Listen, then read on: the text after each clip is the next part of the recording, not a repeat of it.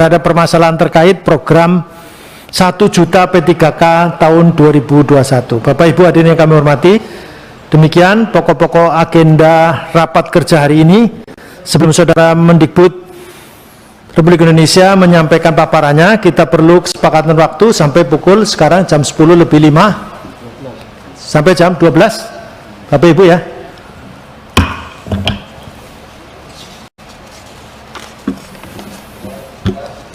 Kemudian selanjutnya kepada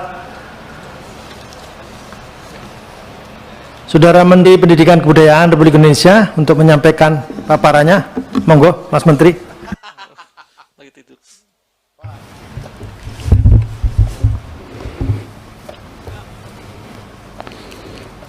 Assalamualaikum warahmatullahi wabarakatuh.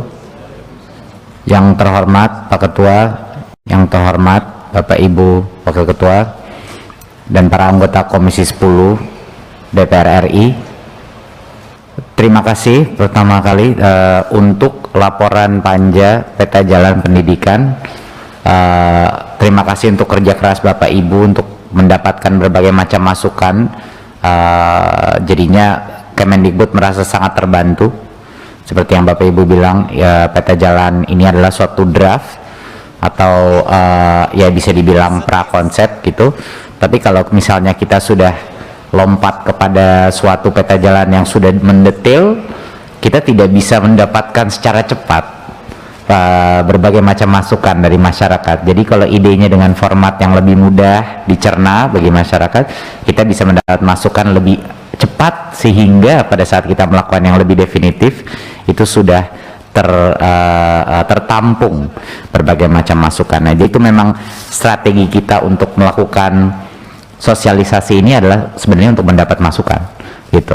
Kita ke arah mana nih sebenarnya? Sepertinya sudah terlihat bahwa ada keinginan sebenarnya dari masyarakat maupun juga dari Komisi 10 untuk meningkatkan kedalaman baik dari aspek filosofis tapi juga dari sisi sektoral, ya. Kelihatannya lebih ingin suatu strategi yang lebih komprehensif gitu ya. Jadinya itu kami menjadi masukan bagi kami, dan terima kasih untuk kerja keras Komisi 10 untuk bisa merealisasikan masukan-masukan untuk peta jalan pendidikan. Pasti akan terus kita jalani, kita kaji, dan akan terus kita sempurnakan. Saya masuk agenda pertama hari ini. Agenda pertamanya adalah perkembangan persiapan seleksi guru P3K dan kebijakan afirmasi. Bisa mulai di halaman pertama ya. Ini adalah lini masa daripada program seleksi tes guru P3K. Nanti ujian seleksinya targetnya adalah Agustus 2021. Akan ada 3 ujian seleksi, dan ini kan tahun pertama, tentunya tahun kedua akan kita lanjutkan ujian seleksinya. Ada 3, satu di bulan Agustus, satu lagi di bulan Oktober, dan satunya lagi di bulan Desember. Nah, memang di bulan Maret ini targetnya adalah untuk formasi final dari Kemenpan RB dan juga sinkronisasi formasi oleh BKN, dan validasi dilakukan oleh Pemda dan Kemendikbud sesuai aturan dan undang-undang negara kita. Formasi itu hanya bisa diajukan oleh daerah, ya. Makanya itu yang kita kejar-kejar selama 2 bulan terakhir ini. Tapi Bapak Ibu, satu poin yang penting adalah dari mana kita bisa mendapatkan sebenarnya komitmen dari Pan RB dan Kemenq dan hampir seluruh kabinet untuk mendapatkan komitmen alokasi sampai dengan 1 juta kapasitas, ya. Jadi ini bukan perekrutan 1 juta guru, mohon saya koreksi. Ini adalah kapasitas, menyediakan kapasitas anggaran sebesar sampai dengan 1 juta guru. Itu gimana kita bisa mendapatkannya? Belum pernah kita bisa mendapatkannya bertahun-tahun itu.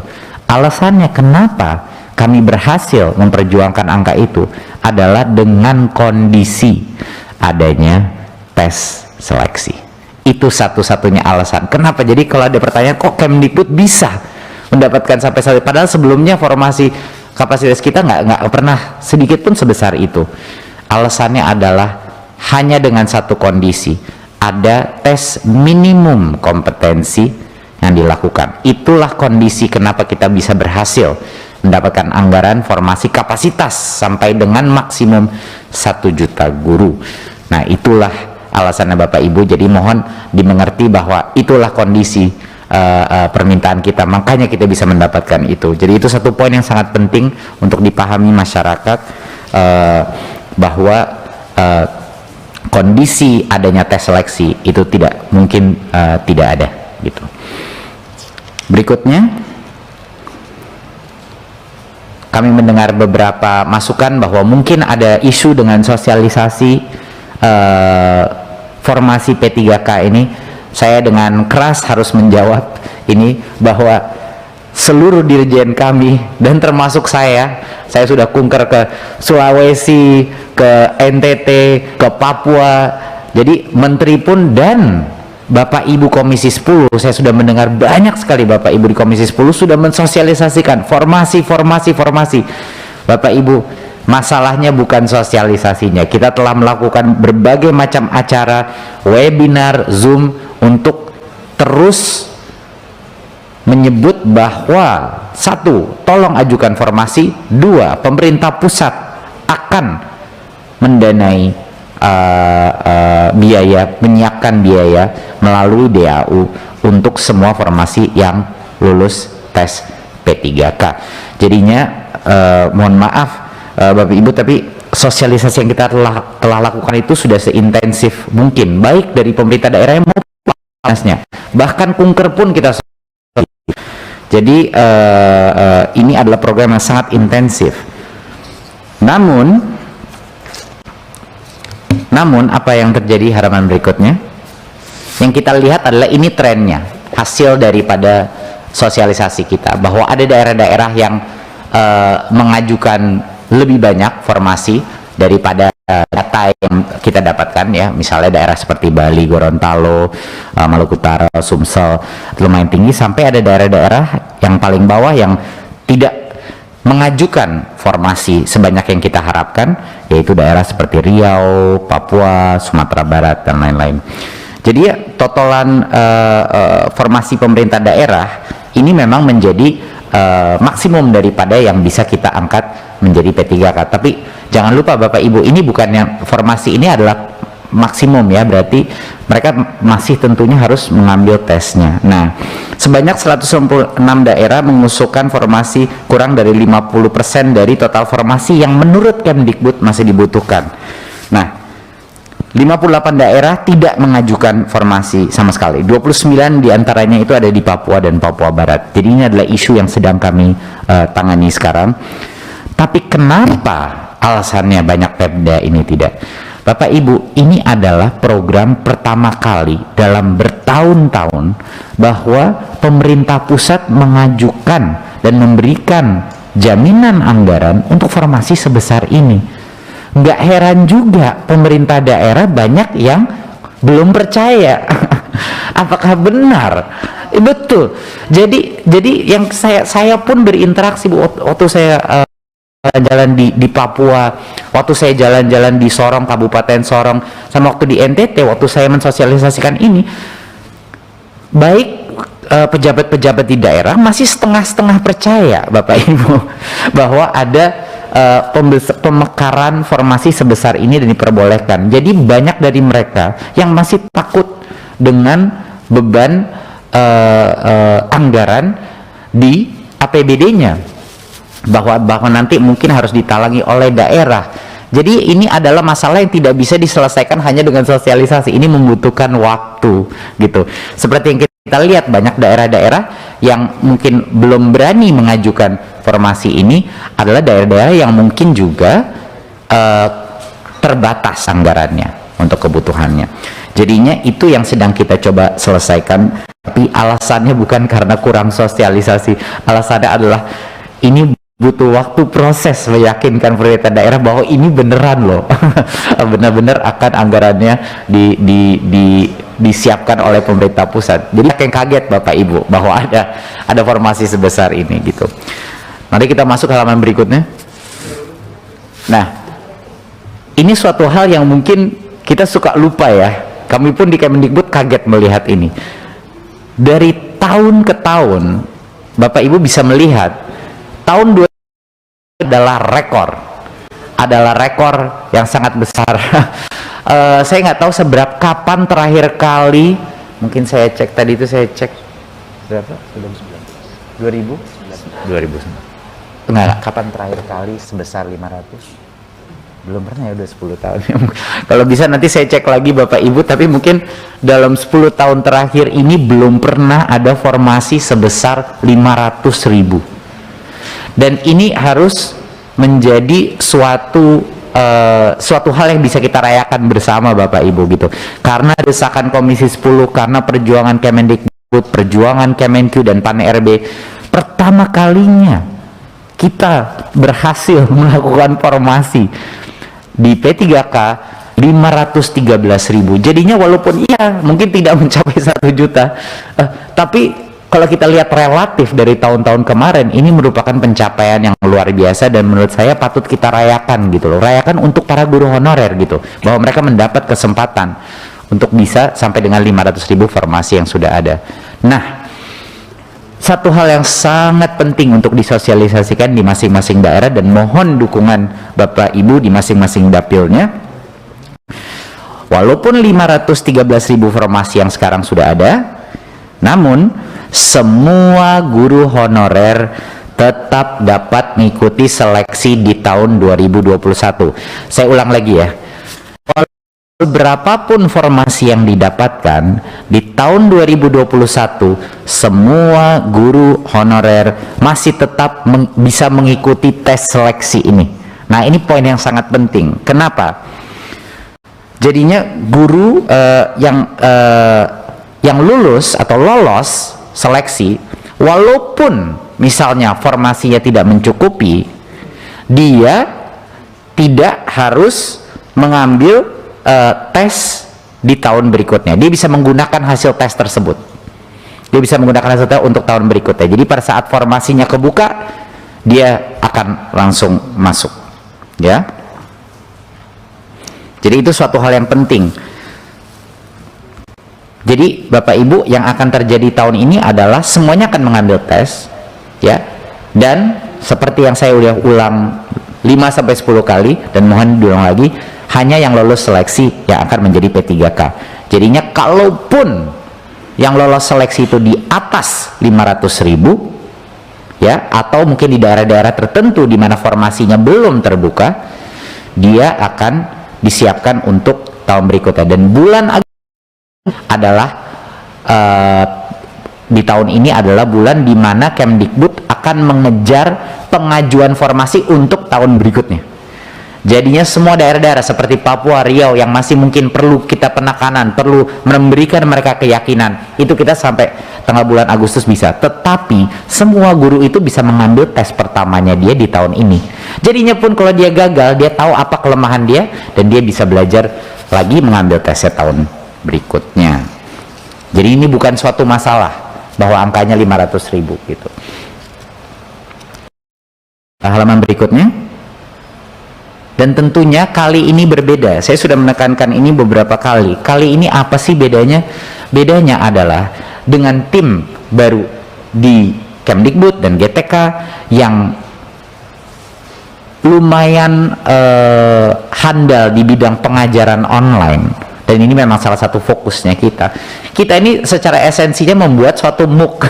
Kita buat sedikit Universitas P3K lah gitu namanya. Ya, online Universitas P3K, di mana program guru belajar dan berbagi ini bukan cuman dari kita, tapi guru-guru pun. Jadi mengajar bagaimana caranya untuk bisa meningkatkan probabilitas untuk lulus seleksi ini. Jangan lupa Bapak Ibu, kepentingan daripada tes seleksi ini bukan hanya untuk membuktikan minimum kompetensi dan melindungi anak-anak kita, guru-guru yang tidak memenuhi minimum kompetensi. Tetapi yang membuat saya sangat semangat dengan adanya tes seleksi ini adalah karena semua materi sudah kita berikan secara online dan guru bisa secara mandiri belajar, kita juga bisa menemukan atau mengidentifikasi siapa sih guru-guru kita yang niat belajar. Iya kan? Siapa guru-guru kita yang niat belajar? Guru yang hebat bukan hanya guru yang bisa mengajar. Guru yang hebat adalah guru yang punya motivasi belajar sepanjang hayat. Ya, dan inilah makanya program guru belajar dan berbagi ini sangat penting, karena kita tidak bisa memberikan saja mereka ayo lolos seleksi, kita dukung dengan pengajaran online yang terskala untuk hampir semua guru honorer kita, dan ini bimbingan ini terus akan kita laksanakan. 256.000 guru telah mengakses situs guru belajar dan berbagi, dan 101.000 guru telah bergabung dalam forum diskusi. Ini partisipasi yang luar biasa. Di masa pandemi ini, satu hal yang positif yang sudah kita lihat secara data Bapak Ibu adalah partisipasi guru dalam pembelajaran apapun yang sifatnya online itu sangat tinggi kehausannya. Nah, ini harapan saya, calon-calon yang akan lulus seleksi adalah yang dengan kehausan belajar yang tinggi. Sekarang kita masuk kepada kebijakan afirmasi. Jadi Bapak Ibu, kita memikirkan bagaimana caranya kita mendukung dan memberi nilai tambah kepada pengalaman di dalam dunia pendidikan tanpa mengurangi minimum kompetensi yang bisa terdemonstrasikan melalui tes seleksi ini. Jadinya kami mengambil posisi di Kemendikbud bahwa pengalaman adalah suatu proksi daripada mutu. Karena kalau bahasa Inggrisnya itu tacit knowledge atau pengalaman, hal-hal yang tidak bisa diukur oleh tes itu harus juga dinilai, seperti pengalaman berguru dan lain-lain.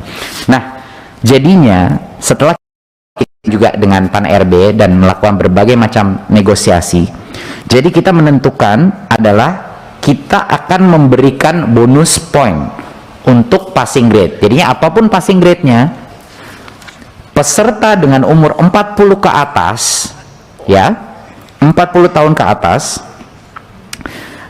dan berstatus aktif selama 3 tahun terakhir mendapat bonus nilai kompetensi teknis sebanyak 75 poin. Jadi total poinnya itu nanti 500 poin.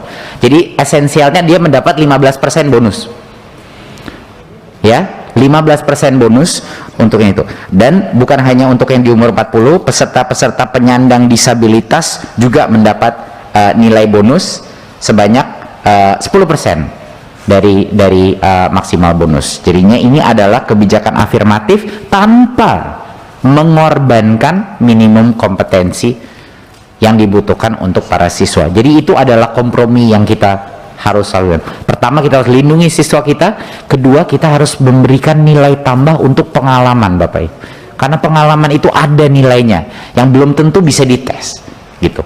Jadi itu adalah landasan filosofis daripada afirmasi ini. Afirmasi ini bukan kita berikan karena oh ya memang sudah lama bekerja, bukan. Kita memberikan afirmasi ini karena menurut kami pengalaman itu ada nilainya dan harus dihargai dan belum tentu bisa dilihat melalui tes. Nah, satu hal lagi, poin yang penting di atas ini, ujian seleksi pertama, yaitu ingat tadi saya bilang yang pertama kan ada 3 tes tahun ini. Di bulan Agustus adalah tes yang pertama, ya. Untuk yang pertama itu hanya untuk guru honorer di dalam sekolah negeri masing-masing. Jangan lupa ya, tes seleksi P3K ini adalah untuk memposisikan guru di dalam sekolah negeri. Jadinya kenapa kita membilang guru honorer yang sedang kerja di sekolah negeri duluan? Karena mereka sudah lokasinya di situ. Mereka sudah lokasinya di situ. Jadi mereka diberikan ronde pertama di bulan Agustus, lalu sisanya boleh bergabung di 2 ronde berikutnya. Ujian seleksi kedua dan 3 terbuka semua honorer. Jadinya kita pastikan, kita prioritaskan, karena kami juga mendapat banyak masukan. Loh, guru-guru yang sudah ada di sekolah itu harusnya yang mendapat prioritas dulu gitu sebelum guru dari misalnya lulusan PPG dan yang baru. Ini banyak sekali yang sudah melakukan komplain baik ke Komisi 10 maupun ke kita. Jadi itu yang kita lakukan. Jadi sequencingnya aja.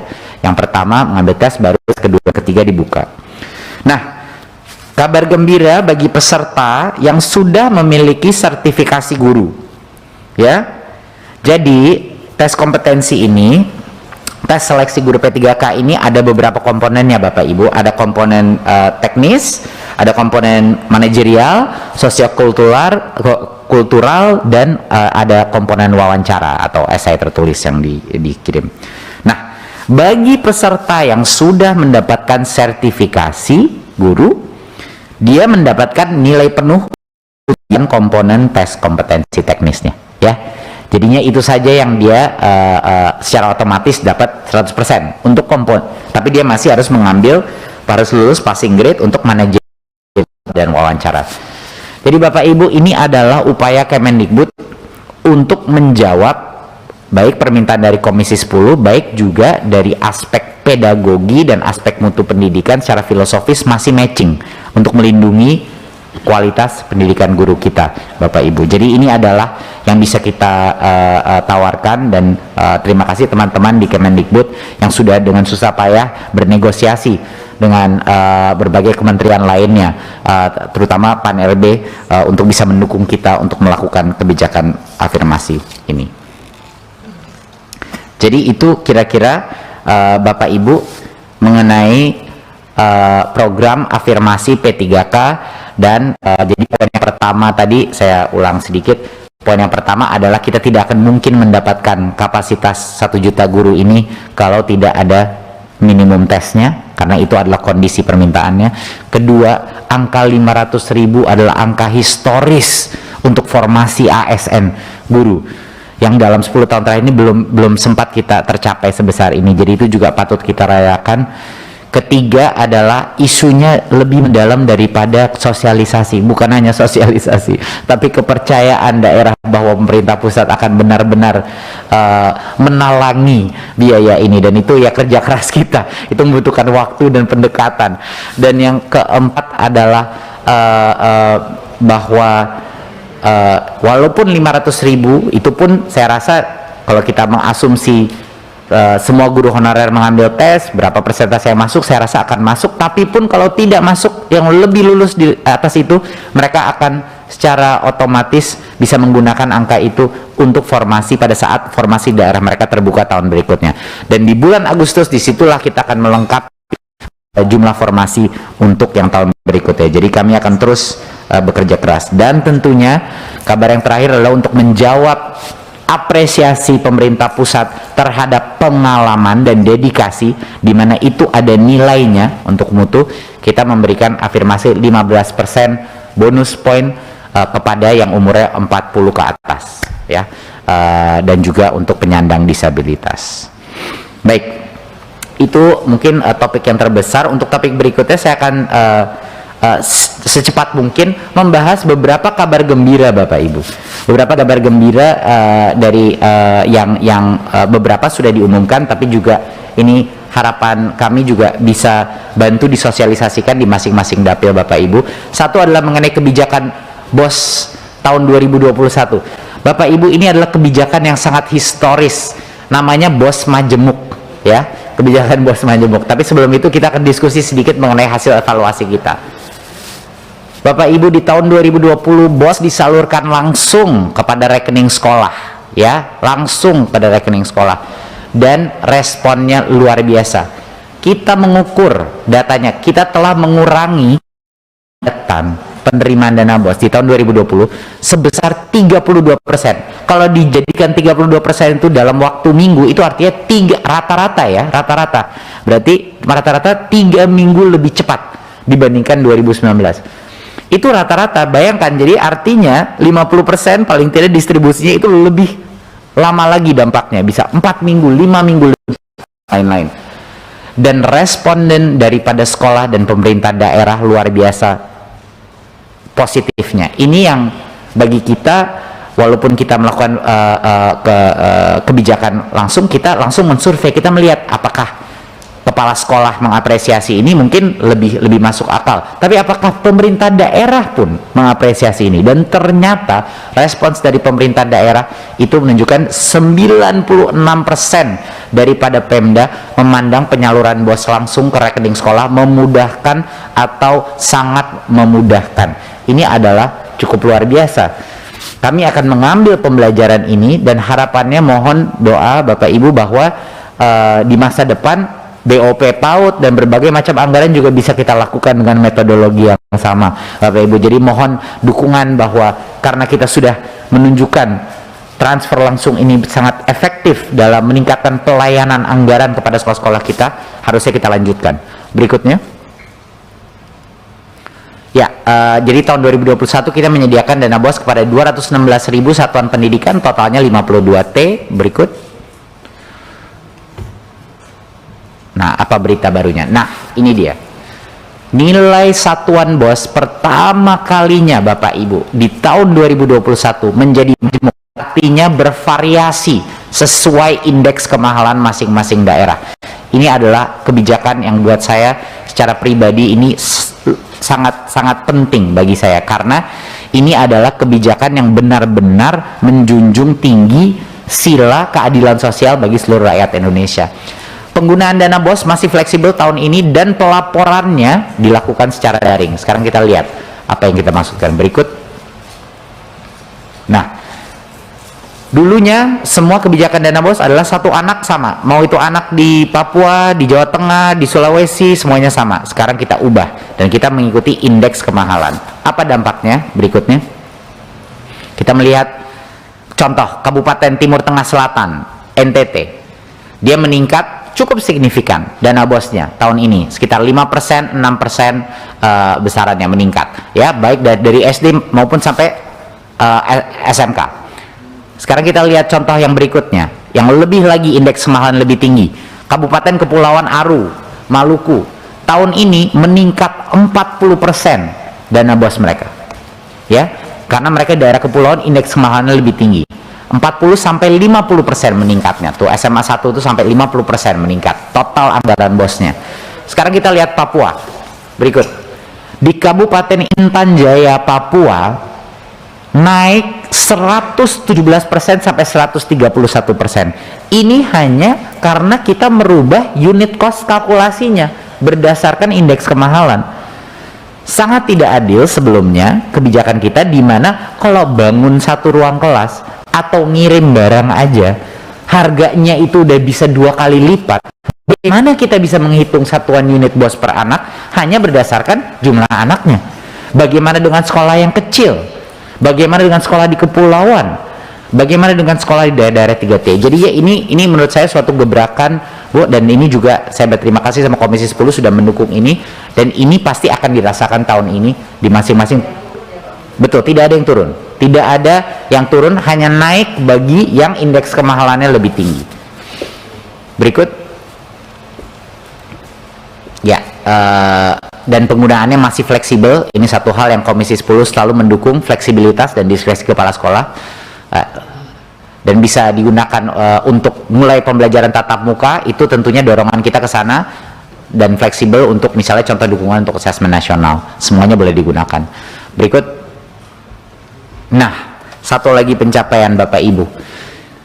Ini adalah chart yang melihat tingkat pelaporan dana BOS.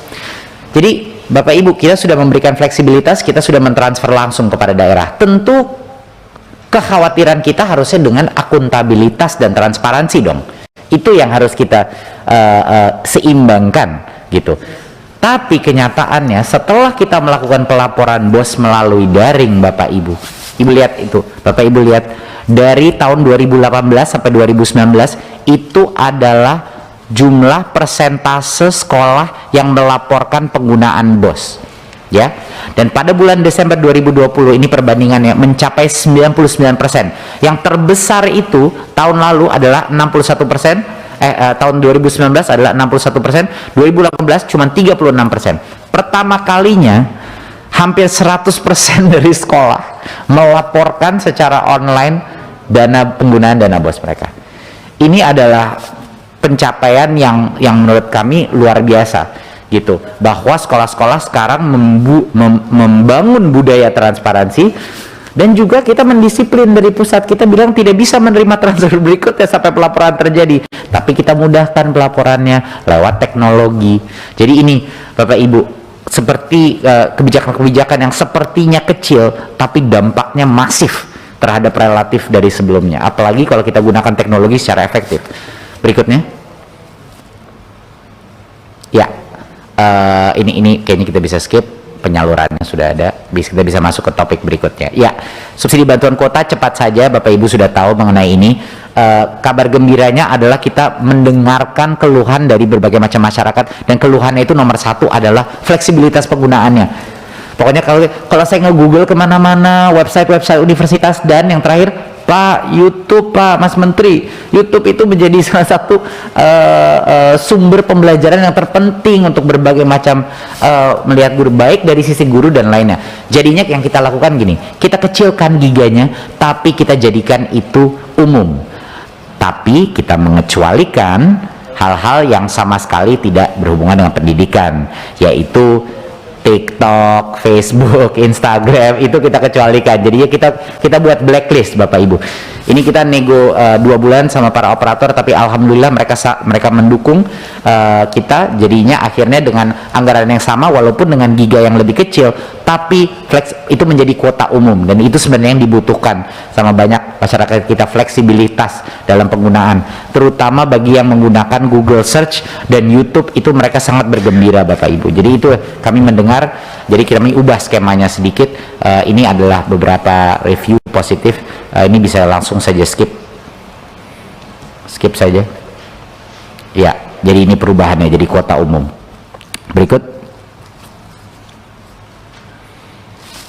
Nah, ini yang memberikan kuota. Nah, yang kemarin penggunaannya itu di bawah 1 giga, Bapak Ibu mohon mendengar, kalau ada yang komplain kok nggak nerima, cek dulu mereka penggunaannya kurang dari 1 giga nggak sebelumnya. Jadinya itu artinya mereka tidak menggunakan kuotanya, berarti tidak akan dikirim lagi. Jadi yang benar-benar menggunakan ini agar kita lebih tepat sasaran, karena kita juga harus menjaga anggaran negara secara disiplin. Jadinya bagi yang tidak menggunakan itu, mereka tidak akan menerima transfer kuota yang berikutnya. Berikut. Ya, yang nomornya berubah atau belum menerima kuota sebelumnya masih bisa meregistrasi, tapi bagi mereka yang pertama adalah pengiriman pertama adalah April, bukan Maret. Jadi itu sedikit ada penundaan 1 bulan untuk mereka. Ini adalah bantuan selama 3 bulan. Terima kasih. Berikutnya. Ya, silakan naik berikutnya. Oke. Pertanyaan semua di masyarakat adalah kapan kita bisa kembali lagi sekolah, ya. Dan alhamdulillah dengan berbagai macam perjuangan dan negosiasi, dan terutama saya harus memberi terima kasih yang besar kepada Pak Presiden, Ibu Menkyu, Pak Menkes, sama Pak Menek BUMN, bahwa alhamdulillah vaksinasi itu guru akan menjadi prioritasi vaksinasi. Ya, ini adalah kabar yang sangat gembira, dan ini adalah memang sepatutnya menurut saya ini adalah yang terbaik, bahwa kita memastikan bahwa vaksinasi pendidik dan tenaga pendidikan menjadi prioritas. Berikut. Pak Presiden sudah mengkomit bahwa semua guru, 5,5 juta pendidik dan tenaga pendidik, target penyelesaian vaksinasi itu akhir Juni 2021. Itu artinya apa? Itu artinya di bulan Juli sekolah tatap muka, walaupun terbatas tapi masih tatap muka, itu bisa dilaksanakan di seluruh Indonesia. Jadi ini adalah sekarang fokus kami sekarang, Bapak Ibu, adalah untuk mendorong sekolah melakukan tatap muka walaupun dengan protokol kesehatan cepat mungkin, tapi dengan didorong dengan vaksinasi, ya. Jadi vaksinasi ini untuk pendidik, guru, dosen, ya, dan tenaga pendidikan dari seluruh jenjang, baik formal maupun non formal, termasuk pendidikan keagamaan. Jadi semuanya masuk. Prioritasi vaksinasi ini dilakukan berdasarkan tingkat kesulitan. Jadi pada saat sudah terkirim misalnya vaksinnya, kita akan mulai dengan yang paling muda dulu. Ya, kita akan mulai dengan guru-guru di jenjang PAUD dan SD, SLB dan sederajat. Baru setelah itu terpenuhi kita maju ke SMP, SMA, SMK. Baru setelah itu perguruan tinggi. Jadinya yang kecil dulu. Kenapa kita fokus yang kecil dulu? Karena yang kecil yang paling susah melakukan PJJ, Bapak Ibu. Dan juga tingkat penularan semakin mudah, semakin itu secara saintifik dari semua riset yang kita lihat di dunia, semakin mudah tingkat penularannya semakin kecil. Ya, tingkat penularannya semakin kecil antara anak ke anak. Ya, itu semakin kecil. Nah, itu tentunya yang kita sudah tahu bahwa imunitas anak jauh lebih tinggi daripada orang dewasa terhadap COVID. Tapi maksud saya adalah transmisinya pun jauh lebih kecil semakin muda, terutama di bawah umur 12. Jadinya itu dulu yang kita fokuskan. Berikut. Jadi harapannya adalah walaupun sebelum vaksinasi ini pendidik dan tenaga pendidikan pemerintah daerah ini diharapkan mengakselerasi pembelajaran tatap muka. Bapak Ibu, saya baru kembali dari Papua dan juga sebelumnya di NTT, dan sangat sulit, ada berbagai macam alasan kenapa masih tidak mau membuka padahal sudah diberikan hak untuk melakukan buka, terutama di daerah-daerah yang bahkan sulit melakukan PJJ-nya. Jadi ini bukan hal yang mudah untuk bisa meyakinkan Pemda untuk buka. Tapi harapannya, poin 2, setelah divaksinasi, pembelajaran tatap muka akan bisa kita dorong dan percepat untuk seluruh satuan pendidikan, ya. Dan untuk universitas, jadinya untuk yang dasar dan menengah itu yang jelas akan kita akselerasi dan dorong, karena kita nggak mau loss of learning ini terus terjadi. Yang ketiga adalah untuk universitas, itu yang akan kita izinkan untuk berbuka, tapi ujung-ujungnya keputusan rektor untuk melakukan tatap muka, karena mereka yang paling possible, paling masih bisa melakukan PJJ, Bapak Ibu. Tapi untuk yang PAUD, SD, dan SMP, dan SMA itu pada saat vaksinasi sudah terjadi, kami akan mendorongnya segera buka, walaupun dengan protokol kesehatan. Berikut. Oke, ini adalah satu poin yang menurut saya penting saya sampaikan, sangat singkat. Tapi kemarin sempat ada polemik mengenai frasa agama, dan pertamanya saya cukup bingung dengan polemik ini karena alasan kenapa kita mengeluarkan ketuhanan yang Maha Esa dan Tuhan yang Maha Esa itu adalah esensi tertinggi daripada keagamaan. Jadi saya kira itu adalah yang terpenting, tapi ternyata ada polemik baru. Jadi saya hanya ingin menjelaskan beberapa hal untuk masyarakat biar tenang. Berikutnya.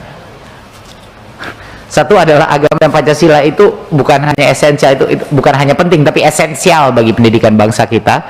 Ya, peta jalan pendidikan pun dirancang dengan ekosistem pendidikan yang menghasilkan anak-anak Indonesia yang bertakwa kepada Tuhan Yang Maha Esa, berakhlak mulia. Nah, Kemendikbud ada juga kita mendengar bahwa ada polemik, saya kaget juga mendengar bahwa ada rencana menghilangkan pelajaran agama. Kreatif sekali ya orang ya dalam ide itu nggak pernah ada rencana itu, dan tidak pernah akan kita menghilangkan pengajaran agama di dalam kurikulum kita. Jadi nggak usah khawatir lagi. Dan kalau misalnya dari aspirasi dari masyarakat bahwa kata agama itu yang penting dalam frasa itu, ya kita silahkan masuk di dalam peta jalan. Jadi nggak masalah, nggak perlu panik, nggak perlu menciptakan polemik. Kita terbuka dan nggak ada kita kira dengan menyebut beriman bertakwa kepada Tuhan Yang Esa, malah itu udah satu level lebih tinggi lagi dari esensi keagamaan. Tapi ternyata frasa agama penting untuk beberapa unsur masyarakat, ya udah nggak apa-apa,